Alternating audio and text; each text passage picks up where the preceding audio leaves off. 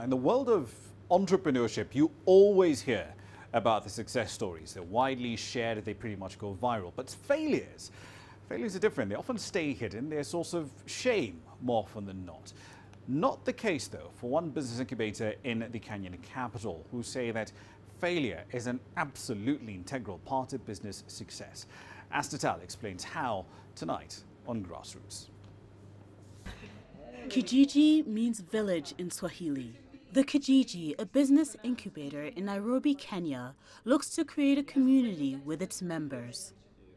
They do so by attracting startups looking to positively impact their communities. I think fundamentally, one thing we want to do is that sort of reclaim this idea that business is not only about increasing shareholder wealth, but it's about giving back and building communities.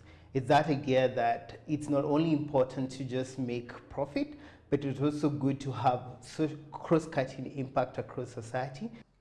The Kijiji also provides mentorship to its members. They broach the often avoided issue of failure. Failure could play a pivotal role in any professional or personal journey. Many entrepreneurs feel ashamed of past mistakes. When you look at all these successful business people, you know all about what they've achieved, but very few people talk about the things where they've failed. But we all fail. And the more successful you are, the more likely it is that you've had some really extreme failures in your life. So we want to bring those stories out from the shadows into broad daylight, because the more you realize that you're not alone, the better you can give yourself a chance to pick yourself up and carry on once you've learned the lessons.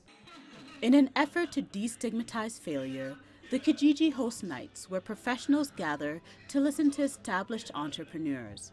But instead of motivational pep talks, the speakers recount the low points of their lives. Chiki Kuruka, a popular wellness advisor, shared how a breakup brought her to Kenya. And they told me one day, we're moving to Kenya. I've just gotten engaged, and my reaction was, I'm coming. I had never been to Kenya in my life, and I am not Kenyan, yeah? But my reaction was, that sounds better than this right now. Joel Masharia founded Abacus, which allows users to access African financial markets through its web and mobile platforms. Abacus now has 20,000 users. Before finding success, Masharia had multiple failed businesses. To a point where I had moved from my 2-bedroom apartment at Delamere in Milimani, driving a Harrier, to the servant quarter in my mother's house, walking to Nairobi West to catch matatus. It was a drop that, I mean, for most people would be, you'd be suicidal. And I spent about 9 months battling those kinds of thoughts.